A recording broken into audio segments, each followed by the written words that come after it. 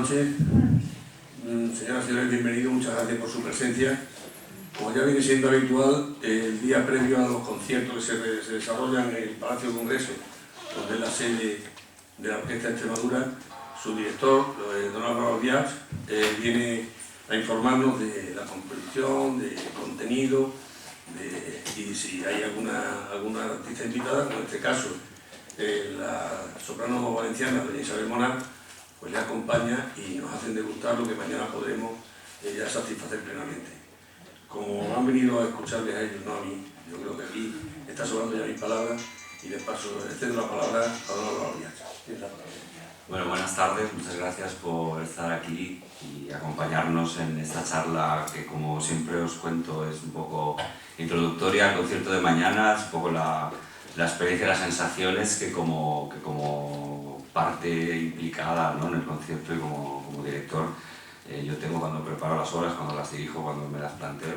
Hoy tenemos yo creo que la gran suerte para todos de contar también con Isabel. Yo le agradezco muchísimo el que esté con nosotros y que podamos también saber cuáles son sus impresiones sobre, evidentemente, sobre todo sobre el ciclo de canciones de Berlioz, que básicamente es lo que Isabel viene a cantar. Vamos a empezar ya un poco directamente. El programa de mañana es un programa eminentemente francés. Dentro de la concepción de la programación, como ustedes saben, muchos de los conciertos están construidos sobre la idea del 3 y de las terceras sinfonías, como es un poco el anuncio así vino, ¿no?, de la temporada y de la programación, pero también hay primeras y únicas sinfonías. En este caso es una única sinfonía, además es una característica muy común a determinados compositores franceses, además.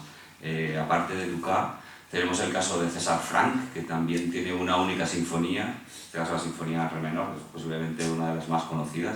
Tenemos el caso de Georges Bizet, que a pesar de tener una extensa producción operística y tal, tan solo tiene una sinfonía, en este caso sinfonía en do, y Paul Dukas, que tiene una producción menos extensa que los compositores que anteriormente he citado, pero que también tiene una única sinfonía, en este caso en do. Paul Dukas es un compositor que se considera un poco descolgado, digamos, de la época en la que vivió, como le ocurre a tantísimos otros artistas y compositores.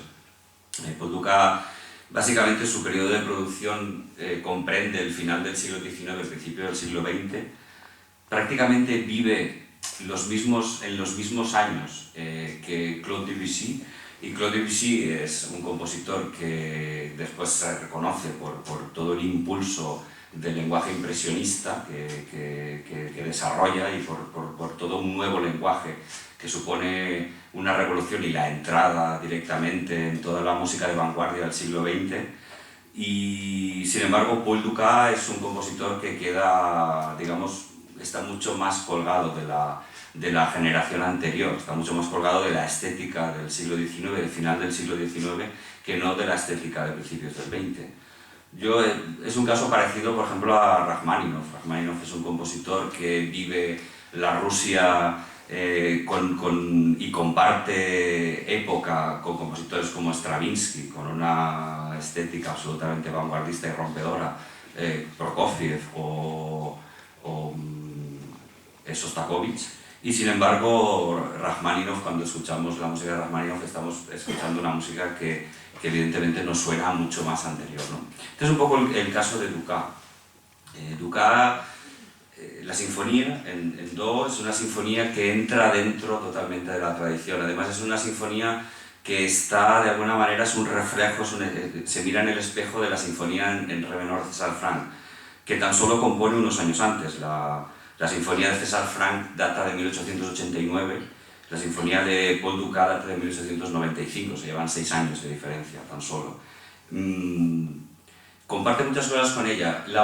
Una de las más llamativas es que la sinfonía está compuesta en 3 movimientos, cuando lo normal digamos, la costumbre era, o el hábito es que las sinfonías ya en aquella época normalmente estaban construidas casi siempre de 4 movimientos, ¿no? A partir de Beethoven en adelante, incluso antes, ¿no? ¿Por qué? Bueno, es una manera, digamos, es un toque de distinción francés de alguna manera. Francia tuvo una relación de amor-odio durante el siglo XIX y finales del siglo XIX con Alemania, básicamente, porque digamos que el espejo musical o el espejo sobre el que ellos se reflejaban siempre fue la música alemana, la música básicamente cuando digo alemana me refiero a la música centroeuropea, con figuras potentísimas como, por ejemplo, sobre todo Wagner, ¿no? Entonces, la influencia, digamos, del lenguaje francés de aquella época era muy notorio toda la herencia alemana. Sin embargo, hubo una especie de reacción contra lo alemán, digamos, ¿no? Una especie de reacción porque a partir de cuando acabó la guerra franco-prusiana, que los franceses perdieron, y digamos, todo aquello desembocó una especie de rechazo hacia lo francés. Se creó en aquella época la Société Nationale de Musique, que el único objetivo que tenía, o el objetivo primordial que tenía, era potenciar la música francesa y potenciar a los compositores franceses. Lo que pasa es que la tradición, digamos, era, en cuanto a las escuelas de composición, era muchísimo más fuerte de lo que los franceses intentaban evitar, ¿no? Entonces, bueno, con la llegada sobre todo de César Franck, de Vincent d'Indy, etc., vino otra vez una especie de gusto por lo alemán, ¿no? De gusto por la cultura musical alemana. Esto es uno de los reflejos de esta tendencia, la encontramos en la sinfonía, o sea, todo el lenguaje, sobre todo tímbrico, que desarrolla la sinfonía, todo el lenguaje armónico y toda la concepción en cuanto a la hilación de ideas es una herencia básicamente alemana. ¿Qué tiene de particular la Sinfonía de Dukas? Lo que tiene de particular es un poco la idea que la genera, ¿no? La genera una idea basada simplemente en 2 notas. Está basada sobre una célula de una segunda mayor, que es simplemente 2 notas. Como tenemos un piano, me van a permitir, bueno, yo lo toco muy mal, pero para tocar 2 notas, pues tengo que bajarlo.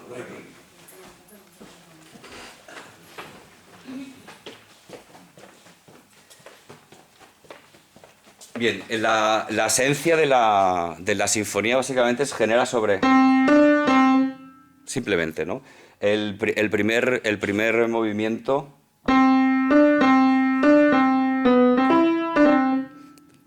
se genera básicamente sobre esto, después lo escucharemos bien, porque tengo una grabación y ya lo escucharán con lo que es la orquesta. El tercer movimiento empieza con una célula que hace... que es muy parecida a la del primer movimiento.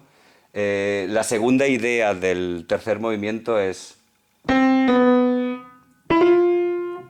decir, es algo absoluta, que si vemos es mejor, es segunda, ¿no? El segundo movimiento se genera sobre una idea que hace...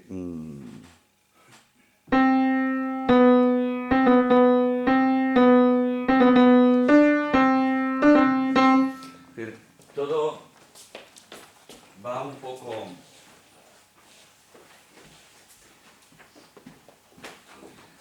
Bueno, han comprobado que lo mío no es el piano. Todo va un poco creado sobre esta idea. Esto es una manera de entender o de generar que es básicamente alemana. Digamos que el germen está en Beethoven, básicamente, cuando, sobre todo a partir de la quinta sinfonía, que es una sinfonía que se genera a partir de un salto de tercera descendente. Esto sí que lo tenemos todo en la cabeza, que es ta-ta-ta-ta, ¿no?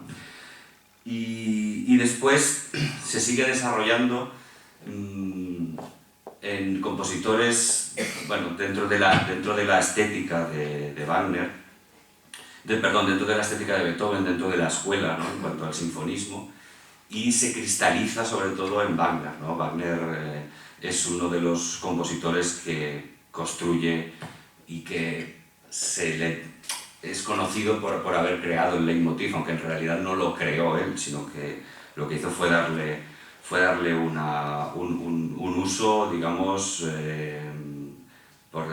estándar, ¿no? Un uso ya clarificado. No sé si saben lo del leitmotiv, se lo cuento rápidamente. El leitmotiv es identificar en los personajes de las óperas de Wagner, identificar un personaje con una determinada melodía, ¿no?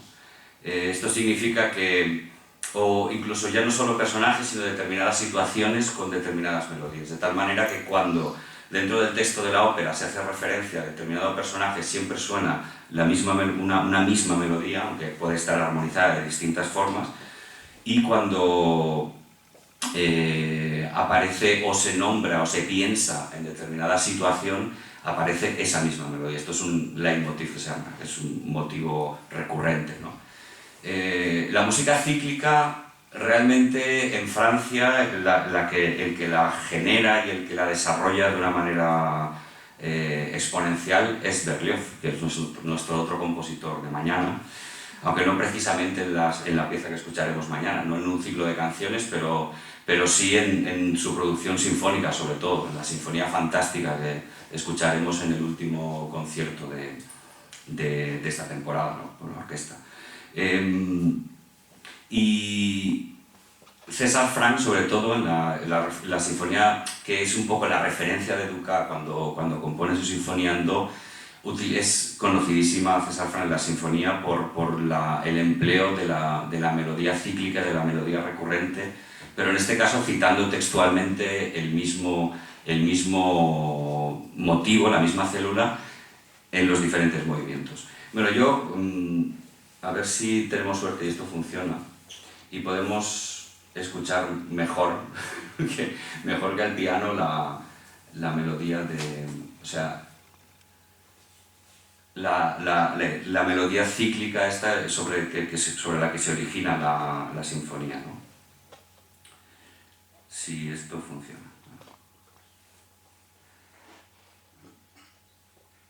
Que, como siempre, cuando tiene que funcionar, pues no funciona. Porque no se abre aquí, ¿no? Bueno.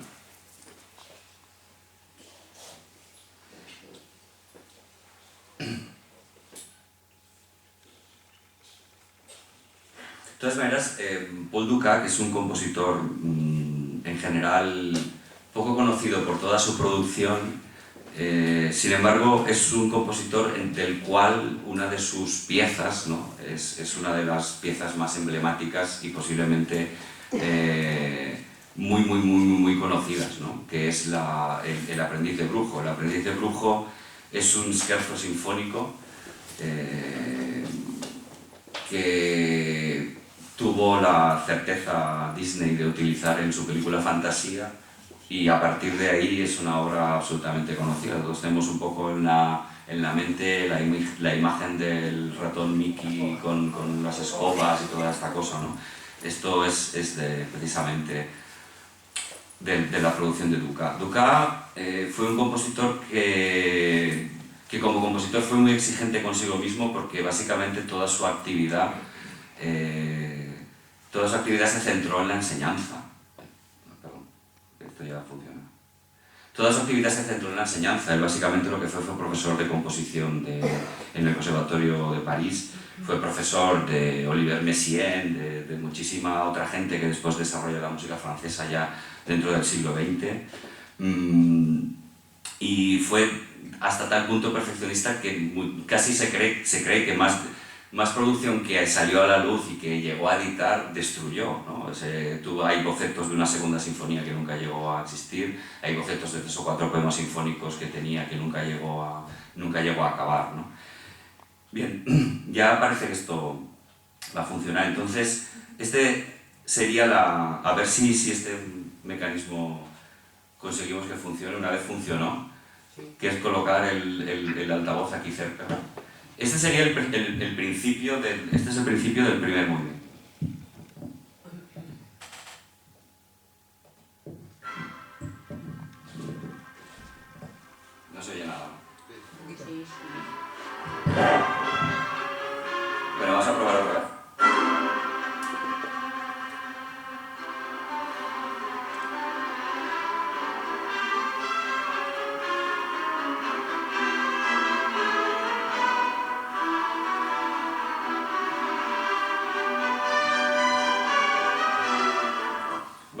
Si han escuchado, sí, fijaos, esto sonaba tan, taratán, tan, tan, tarararara, que es un poco lo que yo intenté tocar, tom, taratán, pom, pom, parara, y tenemos la idea de del salto de segunda, tararara, tarararararariri.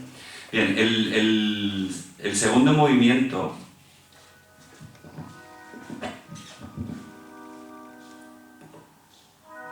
Voy a volver a empezar.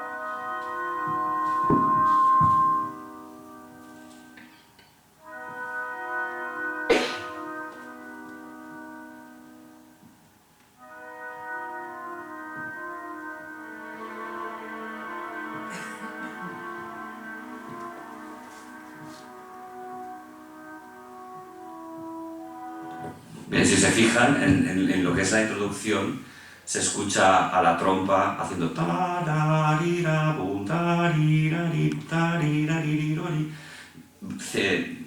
básicamente es la misma idea sobre la que se origina el primer movimiento.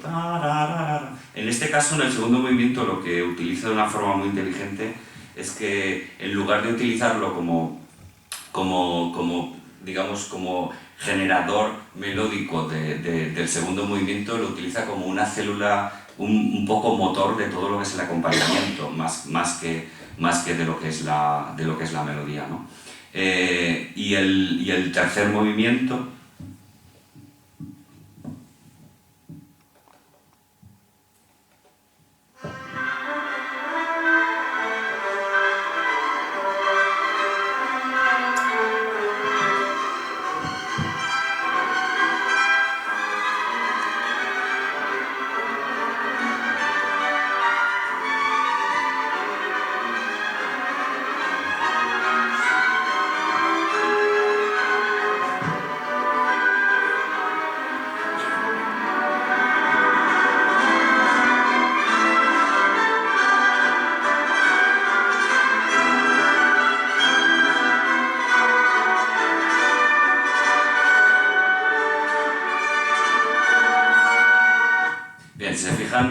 es muy parecido al del primero, que está tan tan tan tan tan tan, y en el primero teníamos o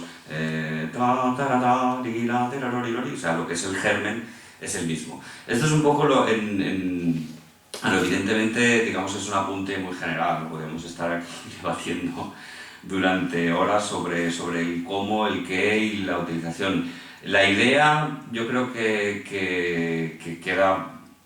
Bueno, mi intención es que quede lo suficientemente clara, ¿no? Es un germen sobre el que después se origina y crea todo el aparato orquestal, ¿no? a nivel tímbrico y tal.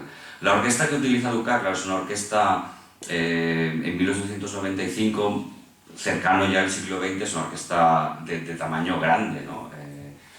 Es una orquesta con 3 trombones, con tuba, con 3 trompetas, con vientos a 2, en este caso, menos flautas que van a 3. Pero el sonido, el aparato el sonido que saca del aparato orquestal es un sonido potente, es un sonido grande y es un sonido, digamos, que está dentro de la opción estética, está un poco heredada de toda la tradición anterior alemana.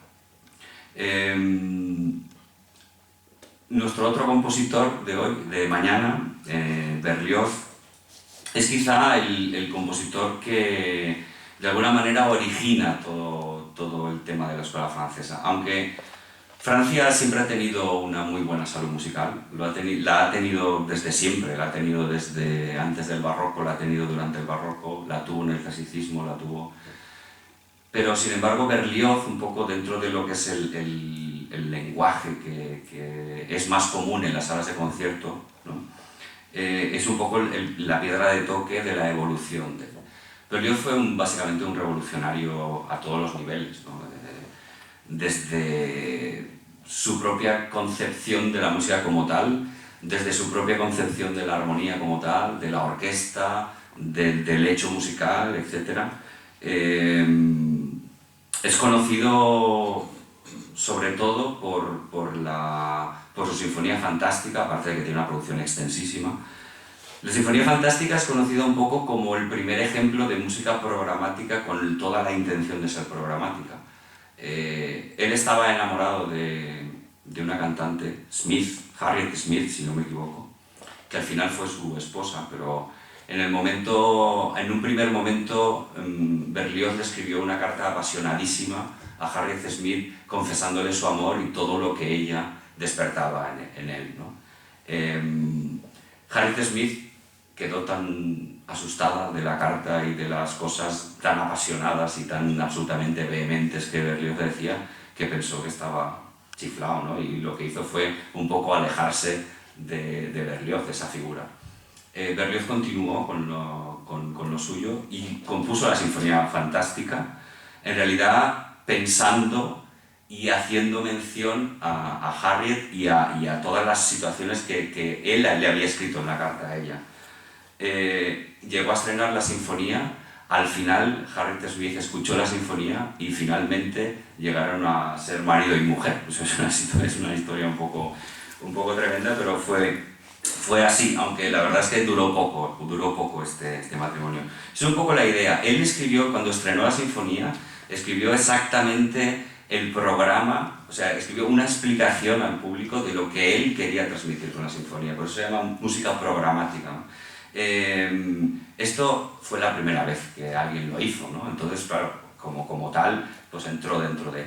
Después, ¿en qué fue también innovador? Pues, por ejemplo, en la utilización del aparato orquestal, ¿no? Si antes hemos hablado de que Paul Duka utiliza una orquesta grande con 3 trombones, una vocal, Berlioz tiene obras compuestas para 2 coros, 3 coros, para 2 orquestas, para un montón de gente, ¿no?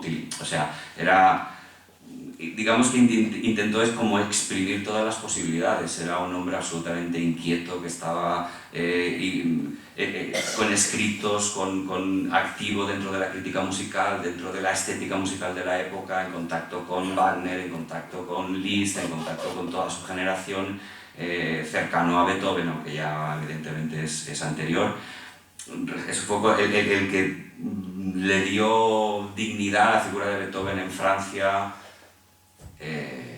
Fue un hombre, como les comento, absolutamente revolucionario dentro de su concepción.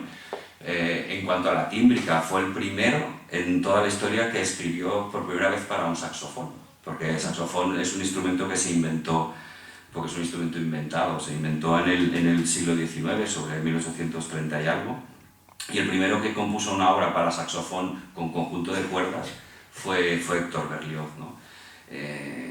En el uso armónico fue una persona absolutamente libre, es decir, la escolástica francesa armónica es una escolástica muy rigurosa, muy severa, ¿no? Todos los que hemos estudiado armonía, sobre todo contrapunto, composición, tenemos a los franceses un poco como porque todos los tratados de composición, todos los tratados de contrapunto, todos los tratados de fuga, casi todos son de compositores franceses y de tratadistas franceses. Es una gente como muy rigurosa en cuanto a todas las reglas de la armonía, etc. Berlioz, en la época, provocaba un rechazo total con los academicistas porque digamos que se permite una serie de libertades, entre comillas, armónicas que en la época eran absolutamente inusuales. Hoy en día no nos lo parecen, evidentemente, cuando escuchamos su música, pero bueno, así lo fue, ¿no? Y dentro de esta pequeña presentación de Héctor Berlioz, pues está el ciclo de canciones, Le Nuit d'été. El ciclo de canciones entra también dentro de su faceta revolucionaria y de su faceta de primicia, porque es uno de los primeros, yo no sé si es el primero exactamente, pero es uno de los primeros ciclos de canciones que se compone con voz y orquesta. Porque los ciclos de canciones normalmente es el lied, siempre es lo que se llamaba la música de salón, y es música que siempre se acompaña de piano. Siempre se había escrito acompañada de piano, no se había escrito acompañada de orquesta. De hecho, Berlioz compuso en una primera instancia el ciclo de canciones para piano, como un ciclo de canciones en lied. Después reorquesta el ciclo de canciones unos 15 años después de haberlo compuesto, y si no me falla bueno, no sé, si no es el primero, es de los primeros. Después es una práctica que resulta ya habitual en otros muchos compositores, ¿no? O sea, entre ellos Mahler, Britten, hay muchísimos ejemplos de ciclos de lead vocales escritos con la orquesta, pero tal vez este fuera uno de los primeros. Yo no voy a hablar muchísimo sobre el ciclo de Le Nuit d'été, porque aquí tenemos a Isabel que nos va a hablar un poco del texto, que es básicamente lo que ella nos va a transmitir mañana, ¿no? De una capacidad de comunicación abrumadora. El título del ciclo no es un título, o sea, el ciclo de versos no se llama exactamente Le Nuit d'été, que sería algo así como Noches de estío, ¿no? El título lo pone Berlioz inspirado en Shakespeare. Berlioz tenía una relación muy de veneración con Shakespeare. De hecho, hay muchas obras que Berlioz escribe basadas directamente en Shakespeare, ¿no? Y es básicamente como un reflejo de la obra de Shakespeare, El sueño de la noche de verano, escrito un poco. Le Nuit d'été puede llevar un poco a engaño, porque suena algo, bueno, como plácido, ¿no? De verano, noche de verano, de tranquila y tal. Y sin embargo, todas las canciones tienen una relación muy directa con la muerte. Es así. Ahora nos lo explicará mejor Isabel. En cuanto a la orquestación, así como antes les he comentado que Berlioz es un compositor que casi siempre ha utilizado un aparato orquestal grande, por ejemplo en la Sinfonía Fantástica que haremos al final de la temporada, en la instrumentación original utiliza 4 arpas, 4, que son muchas, es decir, normalmente se utilizan una y si ya vamos un poco más allá utilizas 2, él utiliza 4. Utiliza 4 fagotes, que bueno, no es una práctica muy inusual, pero entra un poco dentro de lo usual. Utiliza 2 tubas, que también es una cosa extraña, y utiliza campanas. Él indica en la partitura que no sean, o sea, las campanas tubulares, tenemos a Víctor, campanas tubulares en la época, yo no sé si ya estaban como tal, pero en aquella época se utilizaban campanas, o sea, campanas.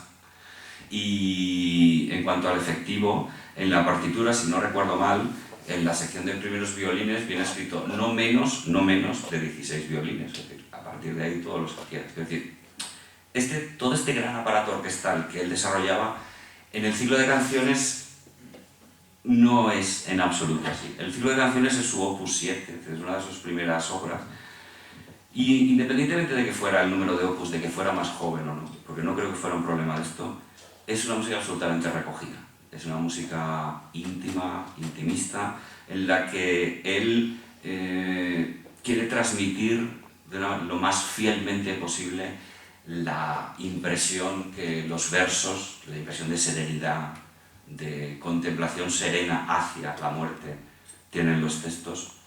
Y lo hace utilizando una orquesta muy pequeña. En realidad hay un número en concreto que se llama En el cementerio, en el que utiliza a las cuerdas con sordina, que saben que con sordina las cuerdas sonan mucho menos, y simplemente utiliza 2 clarinetes y 2 flautas. O sea, es una orquesta pequeñísima para lo que es Berlioz, casi está compuesto para una orquesta de cámara, ¿no? con este ambiente absolutamente íntimo, cosa que nos dice mucho de la sensibilidad, en mi opinión, del compositor, ¿no? Un compositor que normalmente utiliza siempre un gran aparato, en este caso piensa o escribe este ciclo de canciones para una orquesta más bien recogida, que transmita exactamente el ambiente que transmite fenomenalmente, ¿no? En la utilización de diversos recursos. Concretamente, en esta En el cementerio, la utilización, aparte de las cuerdas con sordina y de los dos, es una utilización absolutamente plana sobre... La música prácticamente no se mueve, es absolutamente estática. A la voz le pide cantar con un cuarto de voz, en sottovoce, es una cosa absolutamente íntima, porque está hablando un poco de... Bueno, esto ya... Yo me estoy lanzando. Me encanta, lo haces muy bien. Está hablando precisamente es un paseo por un cementerio, es una cosa, ¿no? Y en un momento dado utiliza un recurso que es muy curioso, sobre todo en esta, que al final utiliza unos armónicos de violines. Armónicos es un sonido que suena como más velado, ¿no? Es un sonido velado, no se llega a pulsar la cuerda sobre el batedor, simplemente se acaricia, digamos, con el dedo. Al pasar el arco, lo que suena son 2 octavas agudas de la posición en la que se está tocando, ¿no? Y tiene un sonido como, casi como un silbido muy tenue. Esto es un armónico. Y lo emplea para reflejar la aparición de los espíritus en el cementerio cuando están. Por ejemplo, en la canción del espectro de la rosa, que después es una de las canciones, digamos, yo creo que es una de las más que ha tenido más proyección dentro del ciclo, que tiene más proyección, porque incluso Fokine después Fokine era un bailarín, un coreógrafo en realidad, hizo un ballet sobre el poema, no con la música de Berlioz, con otra música, pero quiero decir, es una pieza que un poco que ha trascendido.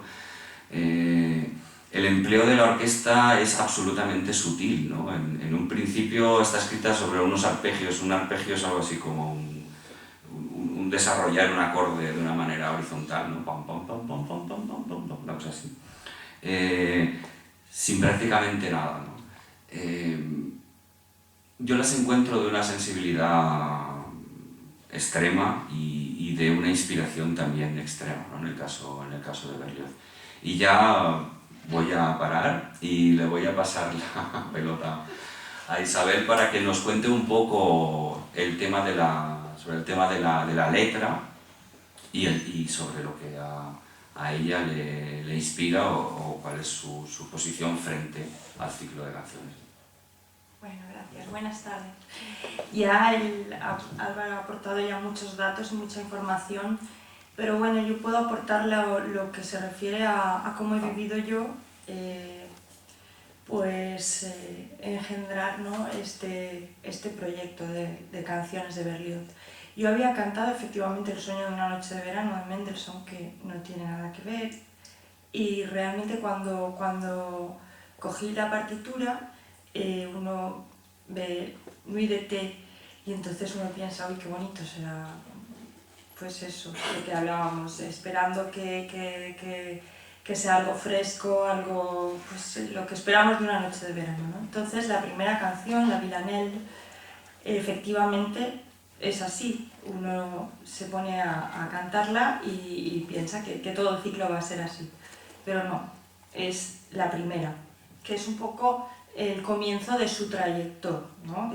Es como desarrollar un proyecto y el principio es esta canción, que tiene ese aire fresco, que habla de la primavera, que habla de los amantes, y uno piensa que va por ahí la cosa. Entonces, cuando yo afronto un ciclo de canciones como esta, primero miro el esqueleto, y el esqueleto para mí es ver cómo lo afronto técnicamente, qué me está diciendo la música, si es difícil de cantar a nivel técnico, si no lo es, y me voy dejando impregnar por lo que es la música, básicamente. Claro que yo al mismo tiempo meto el texto, entonces, bueno, voy viendo.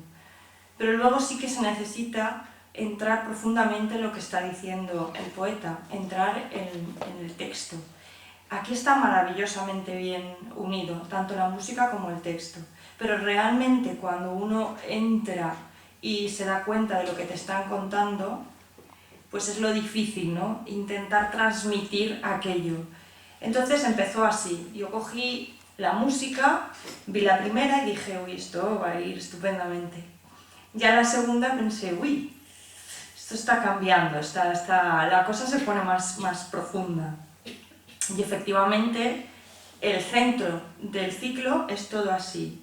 Es un desarrollo de menos a más profundo, y finalmente termina con una que es parecida a la primera, pero así de alegre, pero también con un texto con un poco de ironía y melancolía, pero con luz, mucha luz. Entonces es como un camino, ¿no? Un recorrido de la vida. Claro, al saber que estos textos Gautier los incluyó en un ciclo que se llamaba la Comédie de la Mort, se entiende mucho más, porque al principio, Noches de verano, había confusión, ¿no?, con las canciones, pero si entiende uno que está dentro de un ciclo que se llama la Comedia de la Muerte, entonces es mucho más fácil es mucho más fácil ver esa trayectoria, ese camino que emprende un poco alegremente, que termina con luz, pero que en el medio hay mucha profundidad, ¿no? Entonces, más cosas del texto, es que Gautier estaba muy preocupado, como casi todos los de su época, por el tema de la muerte. Y sobre todo como el final como la liberación del alma, ¿no? Una vez uno muere, el alma queda liberada del tormento de la vida. Y entonces, por eso pienso yo que las canciones, tal y como yo las veo, no son dramáticas. Pudiera parecerlo por el texto, porque está hablando, por ejemplo, en la que comentaba él, del cementerio, de un paseo por el cementerio, pero ni siquiera eso es oscuro, es plácido. Sí que va contando, pues como hay una paloma cantando, está contando también cómo el alma dentro de la tumba no quiere ser olvidada. En fin, son textos muy profundos que ustedes mañana tendrán, pero que al mismo tiempo aportan siempre esa esperanza que Gautier quería, ¿no? Que es como cuando uno muere, el alma se libera del tormento, ¿no? Entonces, en todo este camino, al final llega como esa luz, como esa liberación en la última canción. Y bueno, para mí, que las he trabajado con piano, él ha dicho que estaban compuestas para piano, y las he trabajado y las he cantado mucho con piano, y realmente lo que estaba deseando era escuchar la orquesta, porque tiene otra textura, otro color. Entonces, sí, cuando esta mañana he escuchado pues los sonidos de la orquesta que yo estaba acostumbrada a escuchar al piano, ha sido una sensación muy, muy gratificante, y todo esto ayuda mucho más a poder expresar lo que está comentando el texto. Yo casi las prefiero con orquesta realmente, porque el piano muchas veces resulta más pesado, resulta difícil, no es tan flexible quizá como con la orquesta. Y bueno, no sé si tengo mucho más que decir porque tú has dicho mucho, no sé si se me olvida algo, pero espero poderles llevar mañana también a través de este viaje, que para mí pues es realmente profundo. Entre una canción y otra se requiere de un poco de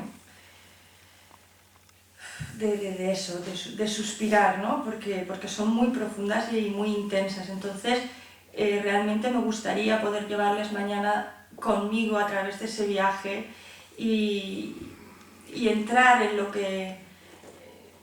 que las canciones tienen de sensibles, ¿no? Son muy, muy emotivas, y me gustaría poder llevarles conmigo a ese viaje, y así lo voy a intentar. Espero que sea así. Yo estoy seguro de que sí, porque ustedes, bueno, ya escucharán mañana a Isabel, pero tiene una capacidad de comunicar realmente impresionante. A mí simplemente me gustaría apuntar un poco sobre la idea de la muerte, un poco sobre la idea del romanticismo, porque yo creo que es un término que muchas veces, esto es simplemente una reflexión, es un término que muchas veces yo creo que se toma por mal, ¿no? Hoy en día, cuando nos planteamos o utilizamos el adjetivo romántico, eres muy romántico, tal, siempre estamos pensando en alguien que está como siempre, lo basamos mucho en el sentimiento hacia otra persona, ¿no? Cuando en realidad el romanticismo del XIX es una época realmente oscura, muchas veces, una época oscura con pinturas, incluso, ¿no? Pensemos en las pinturas de Goya, pinturas negras, por ejemplo, ¿no? Es una época cargada de violencia, entre comillas, ¿no? Porque además es una época muy convulsa, hay muchas guerras, las guerras son sangrientas, tal. Siempre las ha habido, pero... y es una época en la que muchísimos poetas y muchísima literatura y muchísima creación artística gira en torno a la idea de la muerte. Pero no la idea de la muerte como ay, qué miedo tengo, me voy a morir, no. Con la idea de la muerte bajo un punto de vista un poco como lo afronta Gautier, y después musicalmente nos lo confirma Berlioz, como una mirada serena hacia el paso hacia otra dimensión, ¿no? hacia otra vida, hacia otra, no se sabe el qué, ¿no? Y en este aspecto, es decir, Berlioz evidentemente está absolutamente dentro de su época y demuestra toda esta sensibilidad, ¿no? Yo simplemente porque ustedes escuchen un poco esta canción sobre la que hemos hablado un poco más, que es la de En el cementerio, y escuchen un poco cuál es el principio y cuál es el tono sobre el que se desarrolla toda la canción. Es esa cosa absolutamente plana y constante.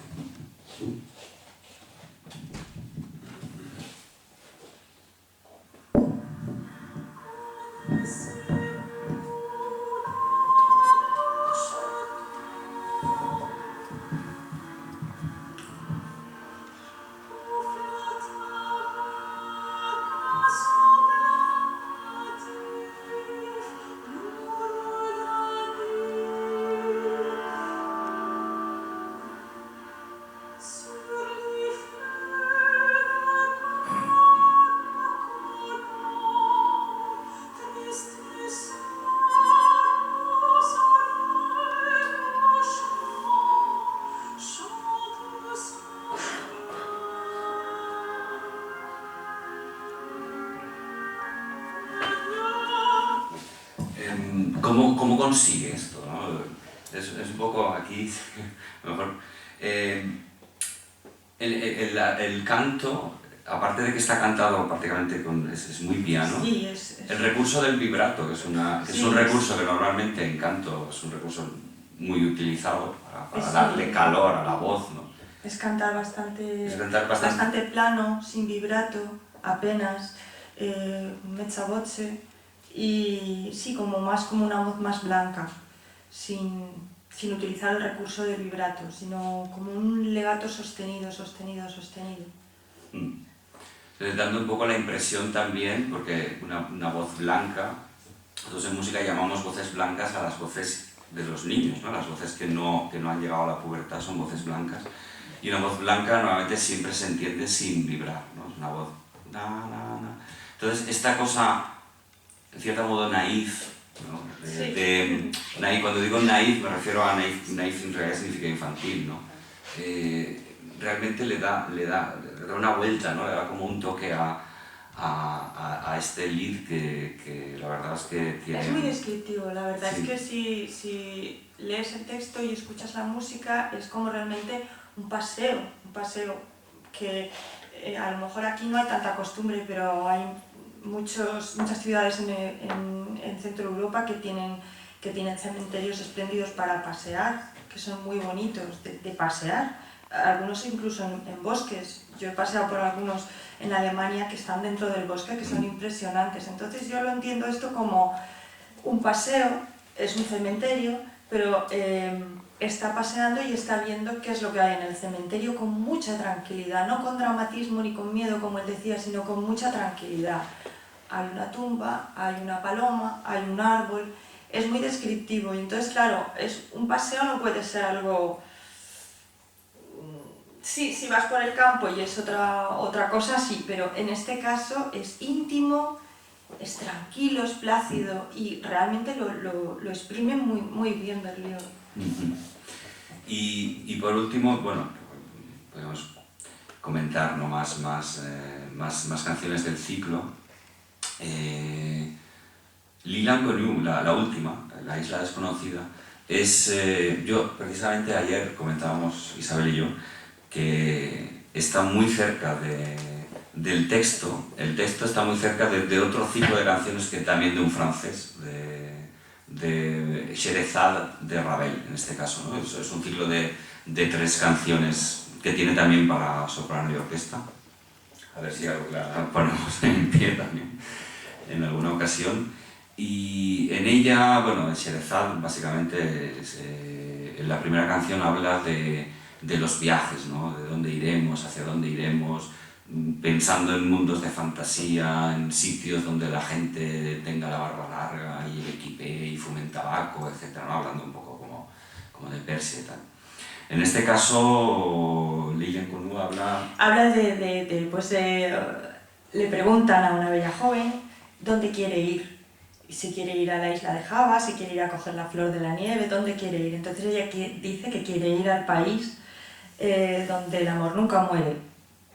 Y el otro, pues un poco en plan de inocente, le dice, es que no lo conocemos, ese país no lo conocemos. Y entonces, no en plan dramático, sino en plan simpático, ¿no?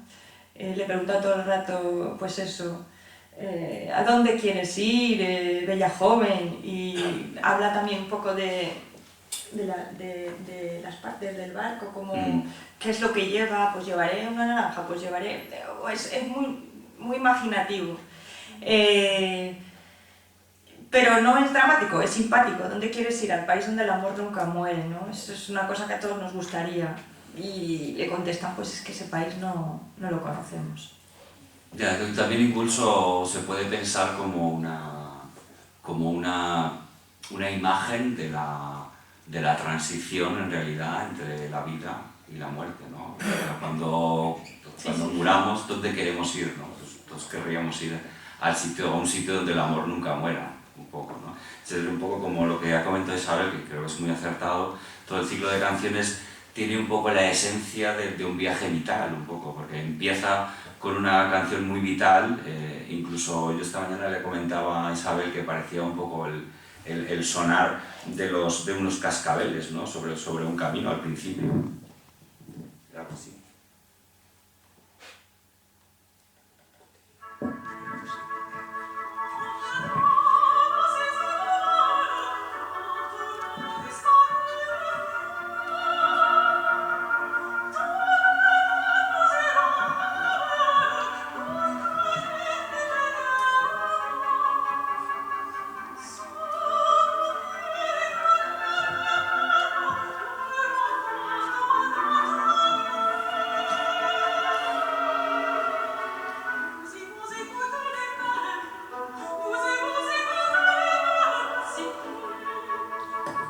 Es un poco el inicio, es un inicio optimista con este ritmo cascabelero, por llamarlo de alguna manera. Después cada vez va cogiendo este tono más cercano, ¿no? A una situación más seria, una situación más reflexiva, y finalmente vuelve a dar como una explosión de lo que bien ha comentado Isabel, de alegría en la última canción del ciclo, que bueno, escuchamos al principio para que se den cuenta un poco también de cómo, aunque nosotros lo llevamos más despacio, que lo van a escuchar aquí.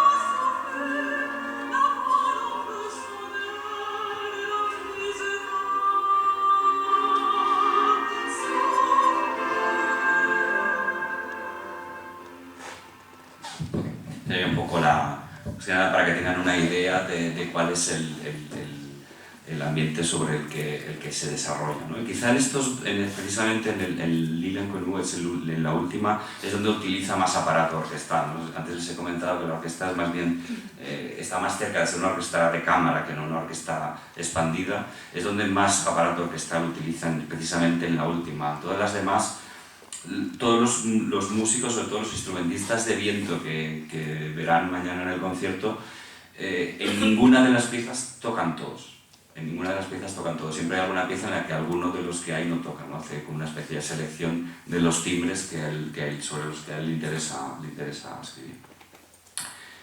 Y con esto, pues, dejaríamos cerrada. No sé si tienen alguna curiosidad, pregunta, pues... Sí, aquí Ahí tiene la primera. Sí. Buenas noches. Buenas noches. Hemos estado hablando de Héctor Berlioz. Yo lo escucho mucho, concretamente las Sinfonías Fantásticas me atrae mucho, y hay un pasaje que cuadra completamente, a mí me ha llegado ahora mismo la explicación, con la proximidad o la aceptación de la muerte, cuando hay el pasaje que no llego a tenerlo muy claro, es el sine die. Sí. en qué momento lo lleva exactamente a una tranquilidad, una serenidad, de una transición, cuando creo, o por lo menos a mí me parece, que sale de la misa de difuntis, Sí. del Sine Die, y lo lleva a las... Sí, de hecho, el final de la Sinfonía Fantástica lo construye sobre hay un... ya exactamente no me acuerdo, pero de cómo se llama, ¿no? Me acuerdo cómo suena. Pam, tin, tam, pim, pim, pom, que es un canto llano que siempre se utiliza en misas de difuntos, ¿no? Él le da una transformación extraña, porque todo esto lo conviertes pues, en una aquelarre de brujas, ¿no? Como una especie de fantasía, en realidad es un sueño, es una fantasía, ¿no? Pero es un poco la explicación del tema recurrente sobre la muerte y sobre la transición que en la época estaba como muy presente. Gracias. ¿Alguna otra pregunta? Bueno, pues si no hay ninguna más, me van a permitir agradecerle nuevamente a la soprano Isabel Monar y al director Álvaro Díaz su presencia aquí. La Económica Amigo del País agradece que vuelvan a estar con nosotros y que nos vengan informando de este aperitivo tan gustoso para mañana disfrutarlo. Muchas gracias, esperemos que lo hayan disfrutado. Y si me permiten, les voy a... Ahora le damos un aplauso, si me permiten, les voy a... Gracias.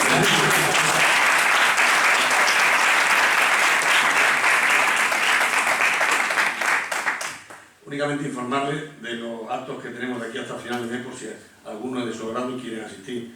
Mañana tenemos uno que de rabiosa actualidad va dirigido a ese lugar que se llama el Sahel, en el cual, bueno, como sabéis, está habiendo unos asentamientos de Al-Qaeda y de grupos terroristas, y para ello nos viene a dar una charla un coronel de artillería que nos habla sobre los intereses estratégicos de España en el Mediterráneo.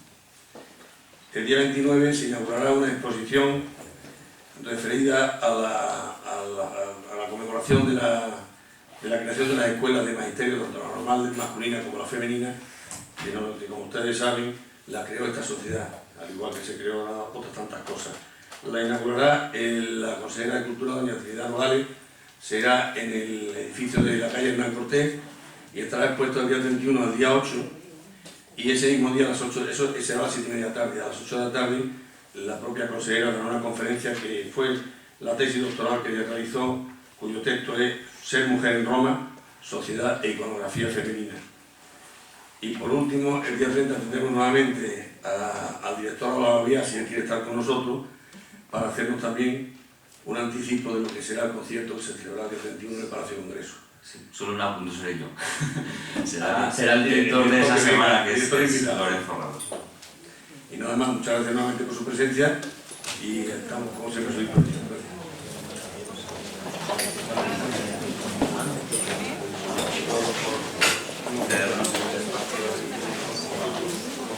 Gracias.